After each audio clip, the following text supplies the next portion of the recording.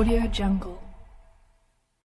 Minasan, konnichiwa. Balik lagi di channel Mimin. Apa kabarnya kalian semua? Semoga kabarnya baik-baik saja. Di video kali ini, Mimin bakalan bacain alur cerita anime yang berjudul Shiguang Daily Ren atau Link Click. Ini anime asal dari Cina atau Donghua, teman-teman.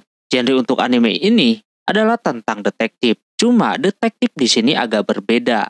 Buat kalian yang penasaran, silahkan tonton video ini sampai selesai, teman-teman. Tanpa berlama-lama lagi, langsung saja video intinya.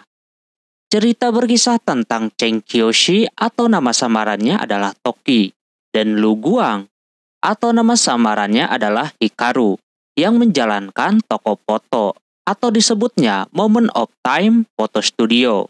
Mereka memiliki kemampuan khusus untuk memasuki foto dan melalui foto, membantu klien untuk mengatasi masalah atau menyesal. Toki dapat masuk ke dalam foto dan merasakan emosi serta memori dari orang yang difoto. Sedangkan Hikaru memiliki kemampuan untuk melacak peristiwa di masa lalu dan membantu Toki memahami apa yang terjadi. Mereka menjalankan toko foto yang menerima permintaan dari klien yang ingin menyelesaikan permasalahan mereka terkait foto mereka. Alasan mereka mendirikan toko itu adalah mereka masing-masing mempunyai kekuatan khusus, yaitu Toki yang mampu memasuki atau menjadi orang yang difoto tersebut, sementara Hikaru mampu melacak dan membantu Toki memecahkan masalah. Akan tetapi mereka hanya memiliki waktu 12 jam saja untuk menyelesaikan kasus klien, sambil menjaga masa lalu agar tetap utuh. Kemudian di saat mereka sedang bersantai di toko, Link datang dan memberikan mereka kerjaan. Kali ini klien yang mereka akan tangani adalah sekretaris di sebuah perusahaan yang bernama Emma. Dia ingin mendapatkan sebuah data keuangan yang dimiliki perusahaan game QD. Akan tetapi data yang dimiliki perusahaan sangat susah buat diambil, karena data itu tidak disimpan di komputer melainkan di sebuah flash disk yang terus dibawa oleh sang manajer. Link kemudian memberikan sebuah foto yang diupload Emma di WeChat. Hikaru kemudian melihat foto itu dan dengan kemampuannya itu, dia dapat melihat sebuah harapan yang bisa memecahkan kasus tersebut. Walaupun terdengar agak berat karena waktu yang tidak cukup lama, tapi kasus ini ada harapan untuk dipecahkan.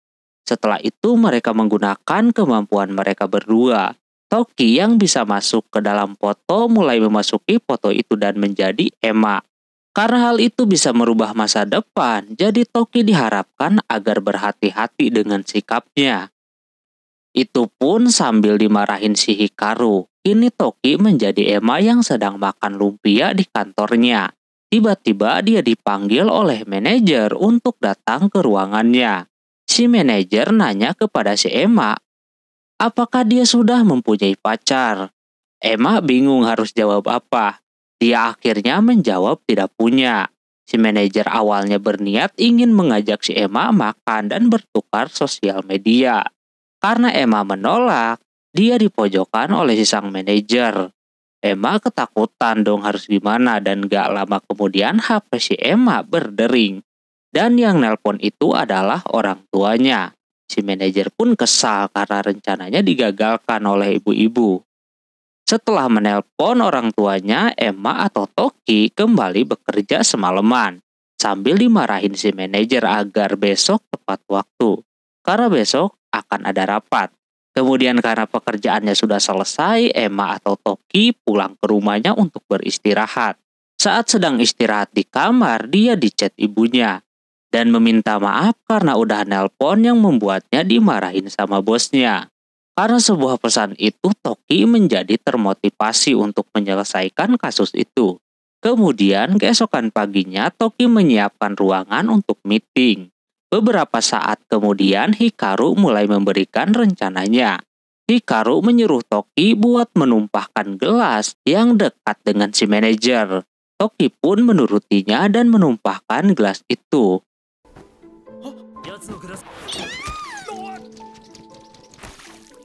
Gelas itu tumpah tepat di celananya si manajer.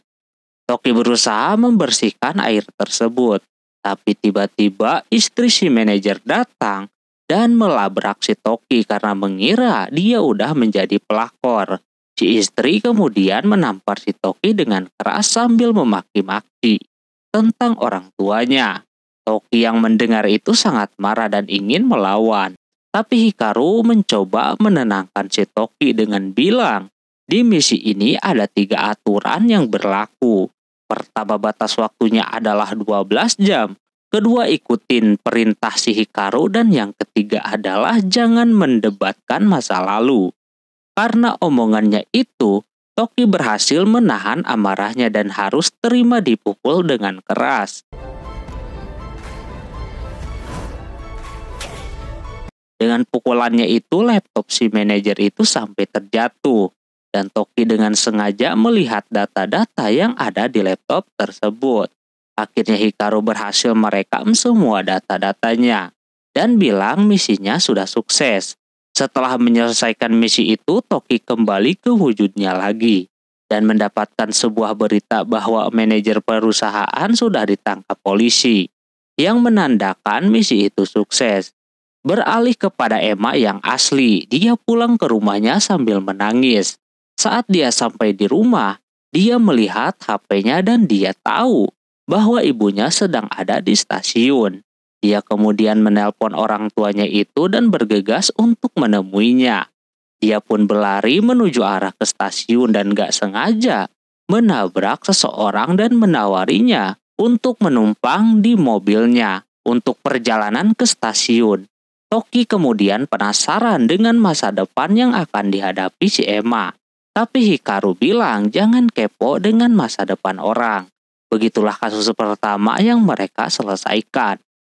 Keesokan harinya, mereka kembali mendapatkan klien. Kali ini klien tersebut meminta untuk mendapatkan kembali resep yang dicuri oleh temannya.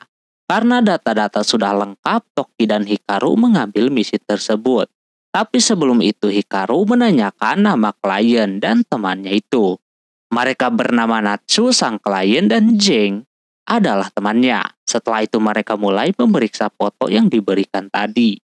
Tapi walaupun banyak foto, kasus itu lumayan sulit dan Hikaru meminta Toki memeriksa satu persatu. Setelah beberapa lama mereka akhirnya menemukan foto yang bisa dilacak. Gak lama kemudian mereka memulai misinya dan Toki masuk ke dalam foto itu. Di saat Natsu muda sedang berfoto dengan temannya bernama Zeng. Di malam hari. Malam itu adalah malam pembukaan kedai mereka. Jadi mereka ingin mengabadikan momen. Setelah foto-foto mereka kembali ke dalam kedai dan beristirahat. Karena mereka kelaparan setelah membuka kedai. Zeng berniat membuat ramen buat mereka. Toki kemudian mengikuti Zeng ke dapur dan ingin lihat pembuatan ramennya itu. Tapi awalnya Toki nggak curiga karena pembuatannya terkesan normal. Sesaat kemudian Zeng membuka kulkas dan mengambil bumbu yang bisa dibilang itu rahasianya. Toki nanyain itu bumbu apaan, tapi Zeng kagak menjawab. Dan langsung bilang kalau dia juga pasti udah tahu. Toki yang masih penasaran terus nanyain, tapi sayang ada tukang paket datang buat nganterin barang. Dengan terpaksa Toki nyamperin tukang paket itu dan menata barangnya. Dan akhirnya Toki gagal mengetahui bumbu rahasia dan hanya bisa memakan ramen bersama Zeng. Karena di foto pertama gagal dapetin resepnya, jadi mereka beralih ke foto selanjutnya. Kali ini mereka mencoba foto yang dimana Zeng sedang diwawancara oleh media. Dan media ingin tahu cara pembuatannya, tapi mereka nggak diizinin oleh Zeng. Dan lagi-lagi cara itu gagal. Mereka pun kembali mencoba beberapa foto lagi, tapi lagi-lagi tidak mendapatkan petunjuk apapun. Dan belum ada kemajuan sedikit pun alias nihil. Dengan belum menghasilkan petunjuk apapun, mereka dikomplain oleh Natsu karena kelamaan. Setelah itu Hikaru yang memperhatikan foto terakhir cukup lama dan dengan foto terakhir itu, Toki masuk ke dalam fotonya. Tapi anehnya Toki malah masuk ke dalam tubuh Zeng. Dalam foto itu mereka sedang berfoto sama seperti yang pertama. Kali ini mereka sedang berdebat soal Zeng yang akan pergi meninggalkan bisnisnya. Natsu tidak terima dan mencoba menahan Zeng. Sesaat Zeng mau pergi, Natsu menahannya dan bilang ingin tahu resep dari ramen itu, karena itu adalah harta mereka berdua. Tapi Zeng menolak dan pergi meninggalkan Natsu. Zeng atau Toki kemudian meninggalkan tempat tersebut dan melihat HP Zeng, berharap mendapatkan resep di HP-nya, tapi tetap gak dapat petunjuk apa-apa. Toki yang melihat sebuah catatan kecil yang dimiliki Zeng yang bertuliskan Joso mengingatkan Hikaru pada tanaman yang hanya tumbuh di Joso yang bernama bubuk musla diantera. Dan kayaknya itulah yang menjadi rahasia ramen itu sangat enak. Hal itu kemudian langsung dikasih tahu kepada si Natsu oleh si Ling. Ling mengatakan resep yang digunakan Zeng adalah bubuk musla diantera, sebuah tanaman yang hanya tumbuh di Joso.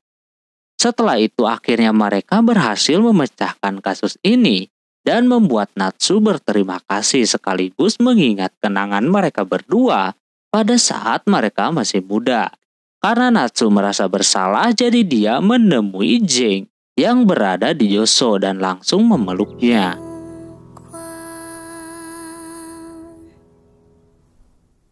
Singkat cerita, Ling yang sedang berolahraga lari sambil mendengar berita kasus pembunuhan, dia merasa sedang diikuti oleh seseorang di belakang. Kemudian orang itu mencoba memegang bahu Ling, tapi dihentikan oleh Hikaru. Awalnya mereka curiga kepada orang itu, tapi orang itu memperkenalkan dirinya yang seorang arsitek bernama Shen Xiao. Dia mendekati Ling karena mendengar rumor bahwa dia bisa menyelidiki sebuah foto. Kemudian Shen Xiao memberikan sebuah foto dirinya bersama temannya saat sedang bermain basket. Dia meminta agar memberikan sebuah pesan permintaan maaf kepada temannya di masa lalu. Karena hal itu kemungkinan terjadi dan gak akan merubah masa depan. Jadi Hikaru menyetujui permintaan Shen Xiao dan langsung pergi ke Toki. Setelah itu Toki kemudian masuk ke dalam foto itu dan Toki menjadi Shen Xiao yang saat itu jadi fotografer profesional yang akan memotret teman-temannya bertanding. Dia ditugaskan Hikaru agar tetap dia mengikuti rencananya, tapi Toki melakukan kesalahan dengan menggunakan flash pada kameranya. Hal itu membuat lawan yang licik menggunakan kakinya untuk mencederai kapten tim Shen Xiao. Karena sang kapten cedera, Shen Xiao disuruh menggantikannya dan masuk ke dalam lapangan. Secara mengejutkan, Shen Xiao bermain dengan bagus dan sangat lincah, sehingga membuat teman-temannya keheranan. Shen Xiao membuat skor menjadi sedikit mendekat. Karena misi Toki hanya membuat permintaan maaf, jadi dia dilarang terbawa suasana dan memenangkan pertandingan tersebut.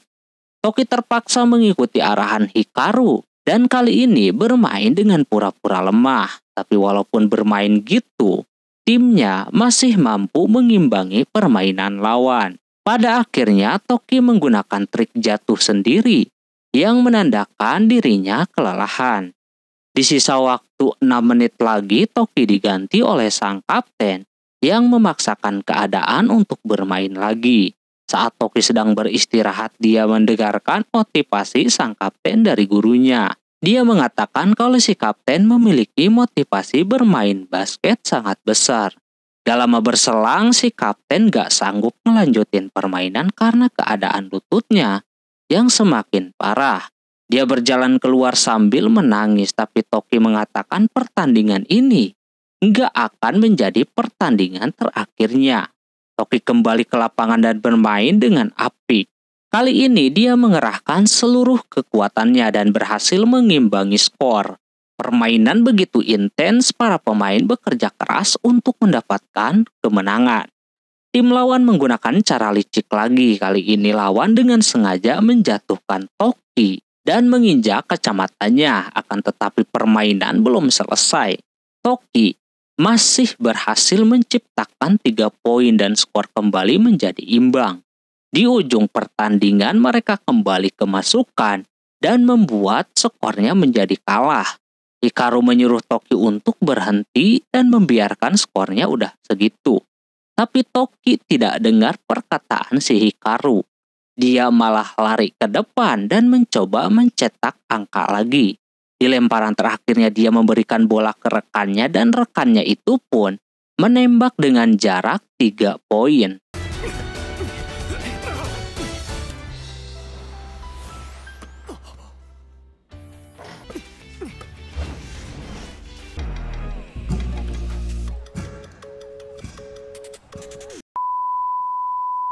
Toki melakukan hal tersebut karena dia ingat perkataan Hikaru. Kalau ada sebuah cabang di masa lalu, maka masa depan gak akan berubah. Toki pun melakukan hal itu dengan memberikan bola kepada rekannya yang menyebabkan masa depan gak akan berubah. Pertandingan itu pun berakhir dengan kemenangan oleh sekolahan si Shen Xiao, dan teman-temannya pun memberikan apresiasi terhadapnya. Tapi setelah pertandingan itu, Toki malah terdiam dan panik karena dia kira sudah mengubah masa depan. Dia pun berulang-ulang kali memanggil si Hikaru, tapi nggak ada jawaban. Makin panik dong dia ya kan. Dia mencoba buat kembali ke masa sekarang, tapi itu dihentikan oleh si Hikaru, dan Hikaru bilang dia cuma pergi buat melihat pesan klien. Hal itu membuat si Toki tenang dan melanjutkan perayaan setelah menang pertandingan. Gak lupa dia juga fotoin mereka, namun hal itu belum menyelesaikan kasusnya tersebut. Dia harus menyiapkan tenaga buat misi sebenarnya. Tapi sebelum itu dia harus nganterin kaptennya pulang ke rumahnya dengan sepeda. Toki mengayuh sepedanya dengan sekuat tenaga, dan saat di perjalanan Toki mengatakan sesuatu kepada sang kapten. Saat hampir mau sampai ke rumahnya, adiknya si kapten atau Liu Meng tiba-tiba muncul dan memarahinya karena bermain basket lagi. Awalnya si adik nggak tahu bahwa yang nganterin kakaknya itu adalah Shen Xiao. Dia paling karena Shen Xiao nggak pakai kacamata. Sebelum pulang ke rumah, mereka pun berfoto-foto terlebih dahulu sebagai perayaan karena suasananya sedang senang. Setelah itu mereka tiba di rumahnya si kapten. Tapi sebelum Shen Xiao pulang, dia ngajak ngobrol dulu sama si Liu Meng. Liu Meng mengatakan bahwa dia akan pindah ke kota dengan ayahnya dan melanjutkan pendidikan di sana. Karena itu Liu Meng mengungkapkan perasaannya. Karena klien meminta mengirimkan pesan ke Liu Meng, jadi dia mengatakan dan berjanji kepada Liu Meng. Setelah itu Shen Xiao pulang ke rumahnya dan disambut ibunya dengan kemarahan karena dia bermain basket terus, bukannya malah belajar. Mereka pun makan malam. Di saat itu Shen Xiao mengatakan bahwa dia ingin pergi ke kota bareng Liu Meng buat sekolah di sana. Tapi ibunya nggak suka dan menangis karena dia akan ditinggalkan sendirian. Seperti ia ditinggalkan oleh semua orang termasuk suaminya. Awalnya Toki ragu mau mengatakan pesan yang dituliskan kliennya itu kepada ibunya. Tapi dengan terpaksa dia mengatakan pesan itu dan menjelaskan kepada ibunya si Shen Xiao. Setelah mendengar penjelasan dari Shen Xiao, akhirnya ibunya menerima dan mereka makan sambil tertawa. Setelah makan malam itu, si Toki awalnya mengira misi itu sudah selesai. Tapi pada saat ibunya ngasih ramen kepadanya, ibunya bilang kalau ini adalah tahun 2008. Seketika Toki terdiam dong, karena dia ingat pada saat waktu kecil dia kehilangan orang tuanya yang hilang pada saat gempa yang besar. Yang berarti Liu Meng yang tadi berjanji juga akan mengalami hal yang sama termasuk orang-orang di sekitarnya. Pantesan dia merasa aneh karena perubahan yang dia lakukan gak berdampak apa-apa ke masa depan.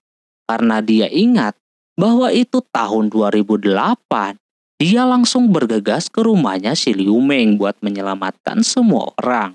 Tapi saat mau jalan dia dikasih tahu oleh si Hikaru bahwa kematian akibat gempa adalah takdir yang tidak bisa diubah atau mutlak.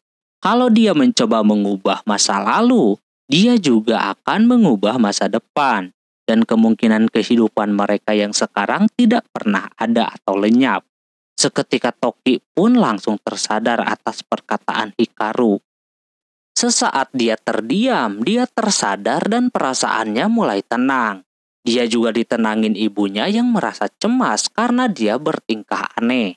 Tapi Toki tetap mau ngelakuin apa yang mau dia lakukan. Dan dia pergi ke rumahnya si kapten. Toki tetap pergi walaupun sudah dikasih tahu oleh si Hikaru. Kalau dia bilang akan ada gempa, mereka semua akan panik. Tapi Toki terus melanjutkan perjalanan ke rumah si kapten. Saat dia sampai di sana, dia langsung berteriak kepada kapten yang kebetulan sedang ada di luar. Dia bilang, mereka harus pergi dari sana karena akan terjadi sesuatu. Kapten menganggap Shen Xiao ini bercanda. Keadaan semakin buruk karena ibunya Liu Meng mengetahui bahwa Liu Meng mau pergi ke kota dan meninggalkannya. Mereka pun bertengkar dan berdebat. Toki semakin panik karena keadaan tidak terkendali dan langsung berteriak kalau akan ada gempa besar pada jam 20.30. Kebetulan di sana juga ada warga yang melihat, tapi mereka semua malah mentertawakannya dan menganggap semua itu hanya candaannya. Toki makin panik, dia langsung buru-buru pulang ke rumah dan di tengah perjalanan dia meminta kepada Hikaru agar memberikan arahan agar setidaknya dia bisa menyelamatkan satu orang, yaitu ibunya. Hikaru pun menyetujuinya dan bilang kalau dulu Shen Xiao bisa selamat karena dia diam di bawah meja makan. Ketika Shen Xiao sampai di rumah, langsung saja dia menyuruh ibunya agar berlindung di bawah meja. Dia juga ngasih tahu kalau akan ada gempa di jam 8:30 malam. Ibunya menganggap Shen Xiao ini bercanda, tapi tetap menuruti dia, mengemas barang-barang sambil tertawa. Setelah mengemas barang, mereka pun pergi ke bawah meja. Semenit sebelum gempa terjadi, ibunya mau mengambil barang yang kelupaan. Tapi, karena Shen Xiao takut ibunya kenapa-napa, jadi dia yang akan mengambil barang itu. Gak lama kemudian gempa itu pun terjadi. Gempa yang sangat besar sampai melongsorkan sebagian besar desa. Karena gempa yang sangat besar itu, rumah Shen Xiao pun roboh. Ibunya dan dia yang sedang berlindung di bawah meja pun gak sanggup buat menahan gempa tersebut. Ibunya yang ingin melindungi Shen Xiao kemudian memeluk Shen Xiao dan menahan robohan itu agar Shen Xiao selamat. Sesaat sebelum ibunya wafat, ibunya meminta maaf kepada Shen Xiao. Shen Xiao nangis histeris karena gak bisa nyelamatin ibunya. 4 jam berselang akhirnya tim SAR datang dan menyelamatkan Shen Xiao yang tertimbun. Tim SAR membantu mengeluarkan mereka, akan tetapi nyawa ibunya gak bisa diselamatkan lagi. Setelah kejadian itu, Toki kembali ke masa depan dan dia merasa sedih dan juga merasa dibohongi oleh si Hikaru karena arahannya itu gak bisa menyelamatkan ibunya si Shen Xiao. Hikaru bilang kepadanya jangan memperdebatkan masa lalu. Toki pun menonjoknya dengan keras. Tapi Hikaru hanya terdiam dan mencoba menenangkan si Toki.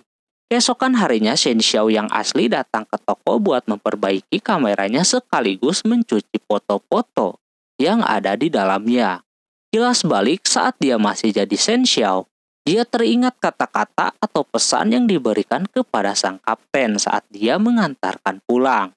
Dia mengatakan bahwa dia bermimpi akan menggantikan kapten saat bertanding melawan SMA Longyang. Dia bermain sangat bagus dan sangat menikmati permainan. Dia juga bilang kalau di mimpi pas udah dewasa juga tetap bermain basket. Intinya, dia hanya ingin mengucapkan terima kasih kepada sang kapten karena udah menciptakan suasana itu. Pesan itu juga disampaikan kepada Liu Meng. Pesan itu mengatakan kalau Shen Xiao bahagia jika Liu Meng pergi ke kota. Karena di sana fasilitas pendidikannya juga lebih bagus dan lebih baik. Kalau segera dipercepat untuk pergi ke kota. Shen Xiao juga berjanji akan menyusul si Liu Meng ke kota dan mereka pun sama-sama berjanji. Karena pesan yang disampaikan Shen Xiao kepada teman-temannya berhasil, bisa dikatakan misi kali ini sukses dan tidak merubah masa depan. Akan tetapi Toki masih kepikiran soal itu dan gak akan bekerja dulu karena butuh istirahat. Ling yang mendengar itu marah dong karena gak tahu alasannya tiba-tiba saja kayak begitu. Keesokan harinya pada saat mereka sedang bersantai di toko sambil main game, mereka kali ini mendapatkan klien yang sedang jatuh cinta bernama Siwen dan sudah ditolak beberapa kali dalam percintaannya. Seperti yang diperlihatkan tadi, si klien berusaha mengalahkan ayahnya si cewek yang dia cintai. Karena ayah si cewek adalah ahli bela diri yang sangat kuat, jadi dia ingin bisa mengalahkan ayahnya si cewek. Jadi misi kali ini adalah mencari teknik yang digunakan oleh ayahnya si cewek. Kasus kali ini juga bisa dibilang lumayan sulit, tapi mereka akan tetap berusaha. Mereka pun mulai menjalankan misinya tersebut. Kali ini Toki masuk saat sedang berfoto dengan pacarnya. Sebelum itu kilas balik saat si klien pertama kali datang ke rumah ceweknya. Dia begitu sangat kesusahan bahkan hanya naik tangga doang. Dia sudah pingsan. Tapi kali ini dia sangat percaya diri karena udah mempelajari jurus rahasia.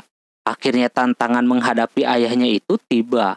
Tapi kesempatan yang Toki dan Hikaru punya hanya sedikit. Jadi harus berusaha semaksimal mungkin. Toki pun mulai menaiki tangga dengan penuh perjuangan sampai kecapean pun. Dia terus berjalan karena tangga yang dinaikinya panjang banget. Dia berjalan terus bahkan sampai sore hari. Gak lama kemudian dia sampai di atas dan langsung berteriak kalau dia ingin menikahi Ou atau si ceweknya itu. Ayahnya si cewek yang udah muak karena dia datang terus tiap tahun, jadi dia meladeninya lagi. Mereka pun mulai gelut. Awalnya Toki mampu mengimbanginya, tapi dengan teknik rahasia ayahnya dia tidak bisa menghindarinya.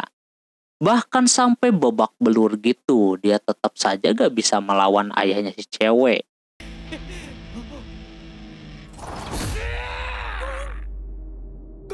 Teknik rahasia yang dimilikinya terlalu hebat, sampai-sampai dia tidak bisa melihat tekniknya tersebut. Dan pada akhirnya misi yang mereka jalankan itu gagal. Dan mau gimana lagi ya kan, karena mereka hanya punya satu kesempatan. Karena misi kali ini gagal, jadi Ling mengabari kliennya itu bahwa misinya telah gagal. Toki penasaran dari mana Ling mendapatkan misi tersebut. Ling bilang kalau saat itu pas dia datang ke Gojo atau gedung bela diri, dia bertemu dengan kakek-kakek atau pemilik dojo tersebut. Lalu dia bercerita tentang cintanya tadi, jadi Ling di sana juga ingin menolongnya. Sayangnya misi itu telah gagal, tapi mereka memiliki rencana yang lain, yaitu membantu si kakek tadi berjalan melewati tangga itu lagi dengan menggandengnya. Dengan sekuat tenaga akhirnya mereka sampai di atas tangga dan ketemu lagi dengan si cewek dan juga ayahnya.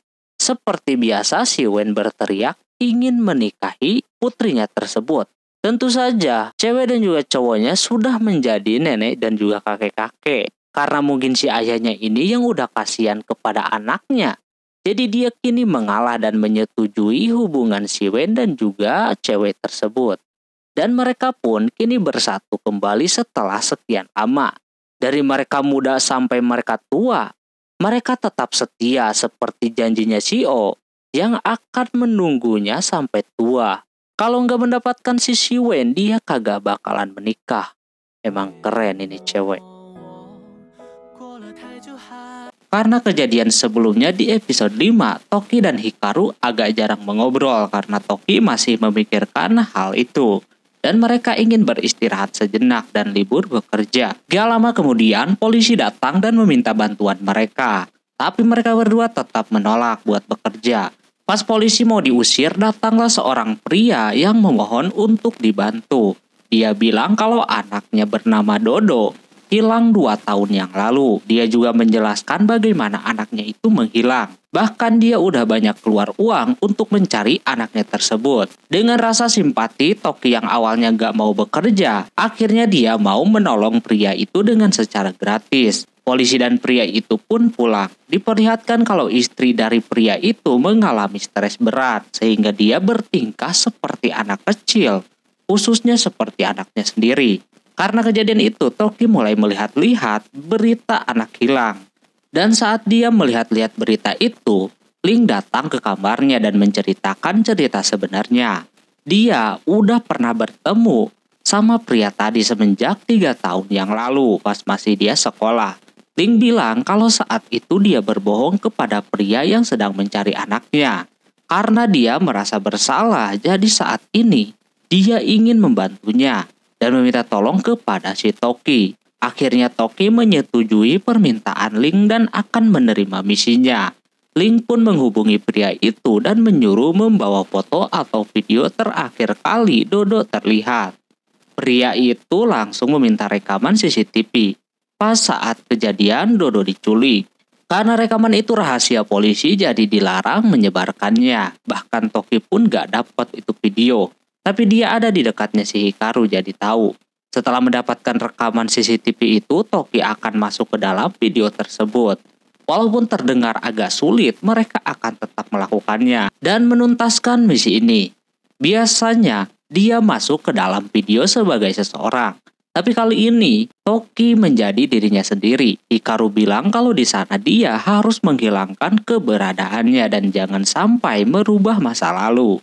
Tapi apesnya pas dia masuk ke dalam video itu, dia malah langsung bertemu dengan Ling. Ling pun keheranan, yang dia tahu Toki lagi di luar negeri. Toki panik, dia langsung lari menjauh dari Ling. Dia terus berusaha dan berlari mengitari CCTV di sekelilingnya.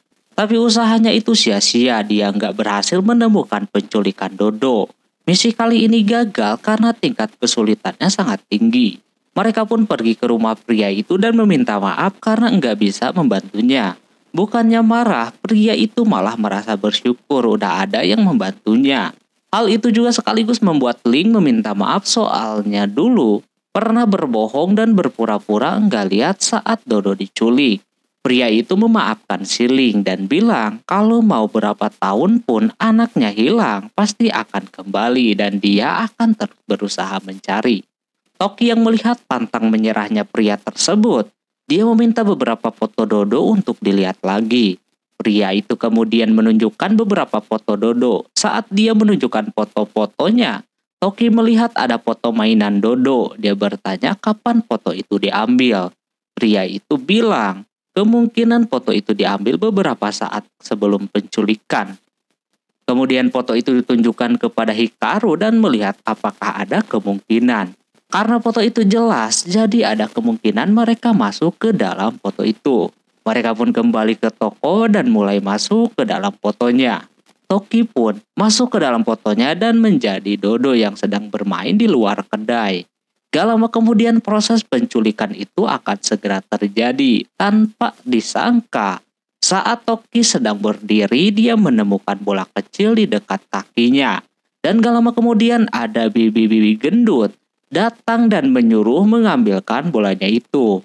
Akan tetapi bola tersebut ternyata udah ada biusnya. Yang dimana kalau menghirupnya akan terhipnotis. Karena efek biusnya sangat kuat, Toki pun bahkan terkena efeknya dan kehilangan kesadarannya. Hikaru pun memanggil-manggil namanya tetap kagak bisa ngembaliin kesadaran si Toki. Setelah sekian lama sampai malam tiba, akhirnya Toki terbangun sadar dan mulai mengikuti arahan si Hikaru lagi. Pas udah bangun, Toki disuruh Hikaru buat mencari data diri tentang si penculik. Dia mencari HP bahkan KTP-nya si penculik. Ternyata dirinya saat ini di luar kota, dibawa oleh penculiknya. Dengan berhati-hati dia mencari dompet atau tas si penculik. Setelah mencari di tas dekat si penculik tidur, Toki akhirnya dapat KTP-nya. Ternyata penculik itu bernama Mei Piang. Karena gerakan Toki agak berisik, jadi dia membangunkan Mei Piang. Mei Piang langsung terbangun dan mendekat ke si Toki. Tapi karena refleks yang sudah dilatih saat bertemu dengan si Wen, jadi dia menunjuk si Mei Piang dengan keras tanpa disengaja.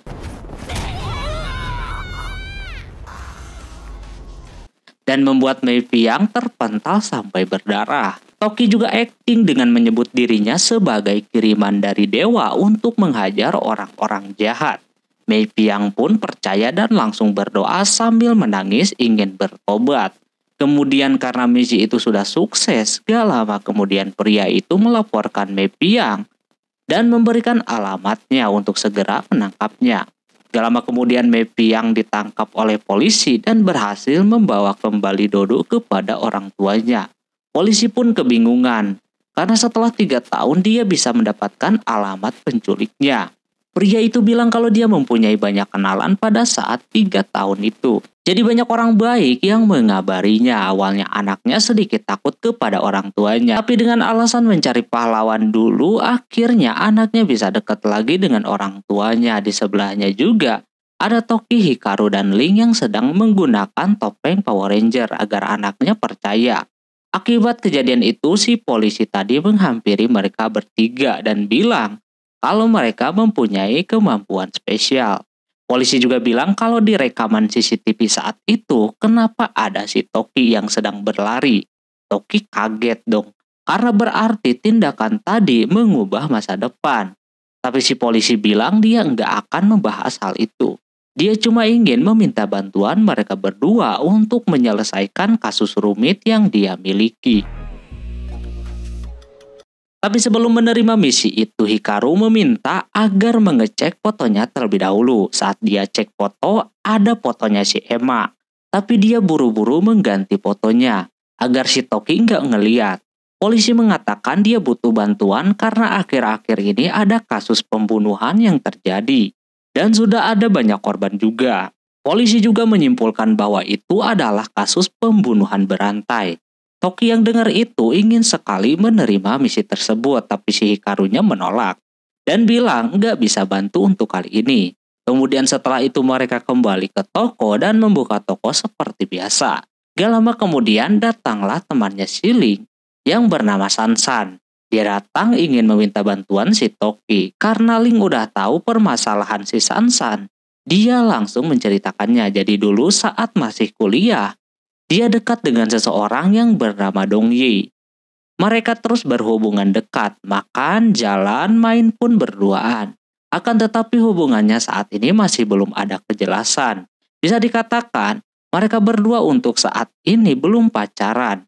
Toki yang mendengar itu menertawakannya karena mereka berdua juga udah dekat. Hikaru kemudian bertanya tentang misi yang akan diberikan si Sansan. Lalu Sansan menceritakan permasalahannya. Dia bilang kalau saat malam itu dia dan teman-temannya pergi ke karaoke. Tapi pada saat mereka semua pulang dan meninggalkan dia dengan si Dong Yi bilang sesuatu kepada si Sansan. Tapi Sansan saat itu dalam keadaan mabuk. Jadi perkataan Dong Yi nggak bisa dia ingat.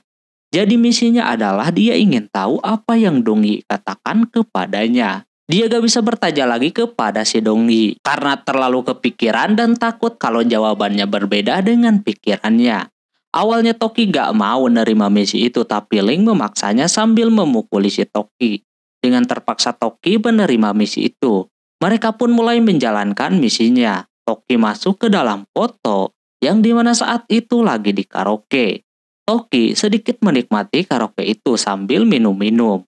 Dan ia juga mengobrol dengan si Dong Yi sambil bernyanyi dengan merdu.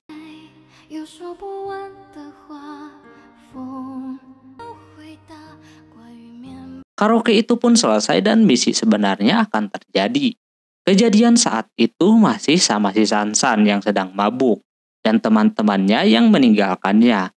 Saat itu pas Dong Yi lagi ngomong, Toki kurang ngedengerin dan malah fokus ke orang yang sedang duduk di kursi. Dia ingat kalau itu mirip dengan pelaku pembunuhan yang dikatakan si polisi. Dia terus merhatiin hingga akhirnya dia mengejar orang tersebut.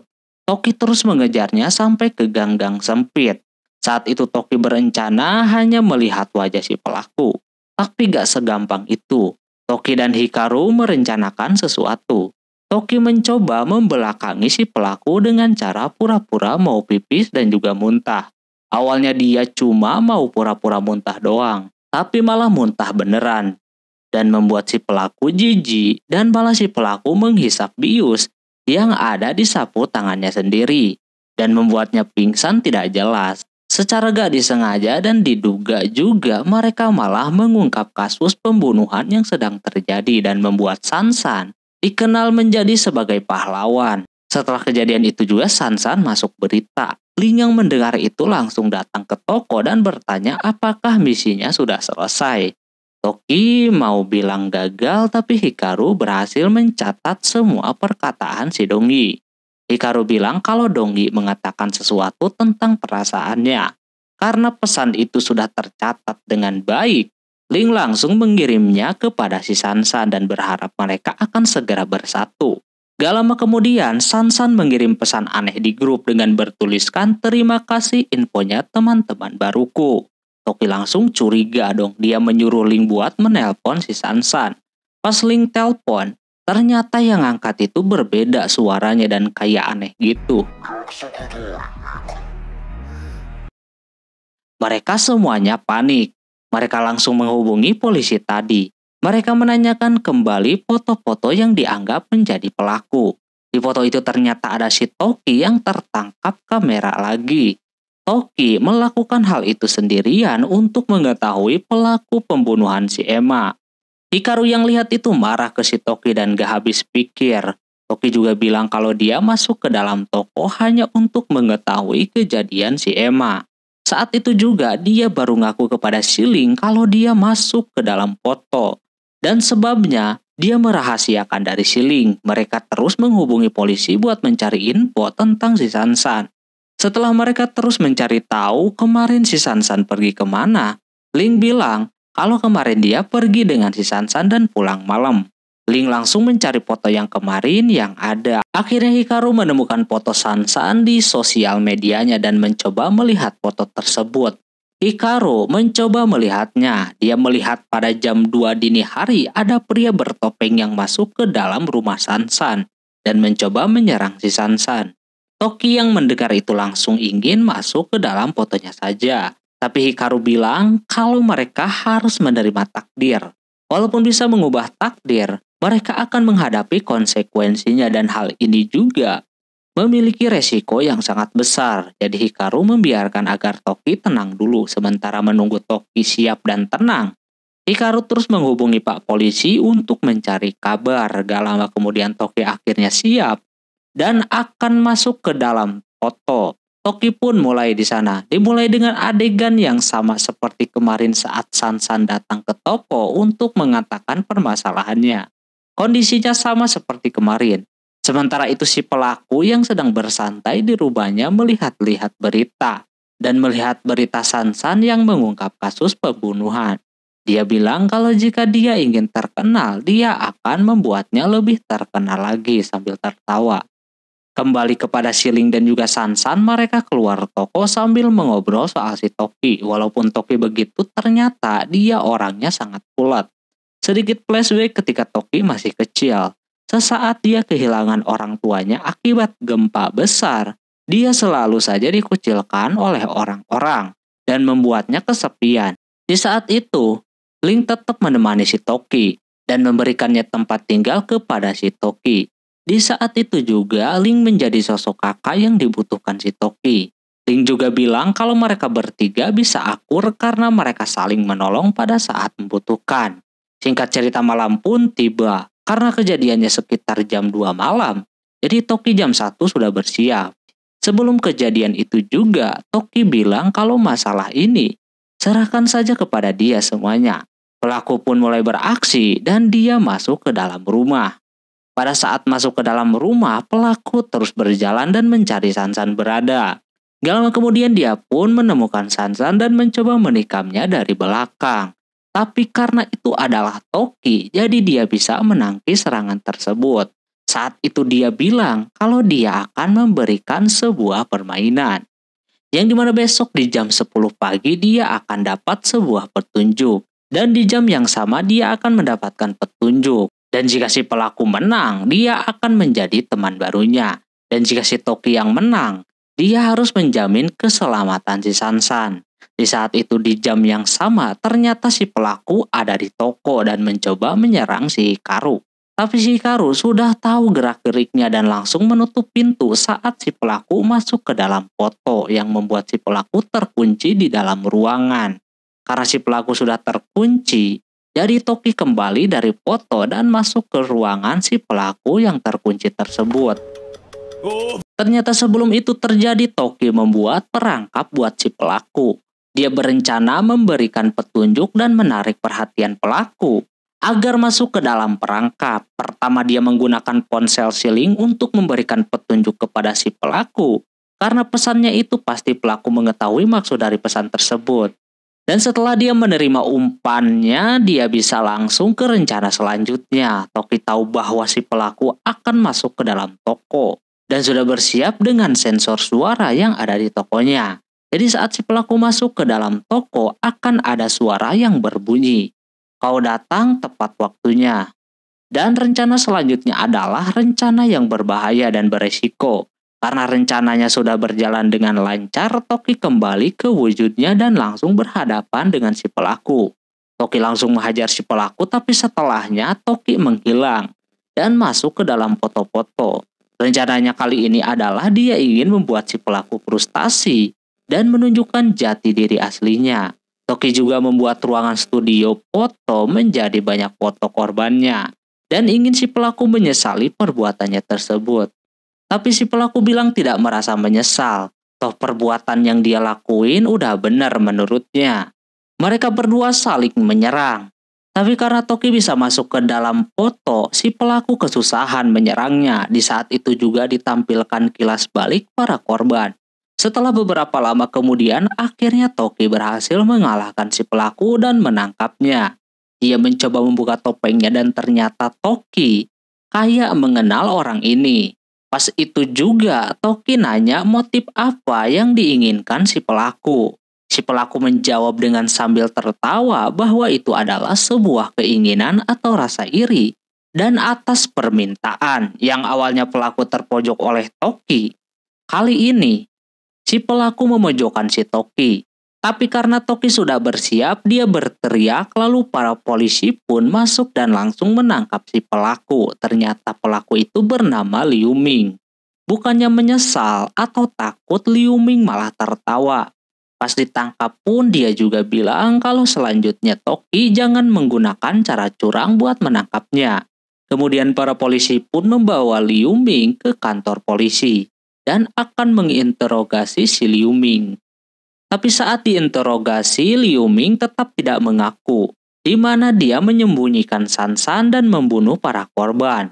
Lalu dia juga bercerita soal kematian si Emma. Saat itu dia bilang dia hanya ingin tahu kemana uangnya pergi saat si manajer perusahaannya ditangkap. Dia mengira uangnya dibawa kabur oleh si Emma dan mencoba sedikit mengancamnya. Dia kemudian mendengar ada sebuah teriakan di bagasi mobilnya dan mencoba mengeceknya.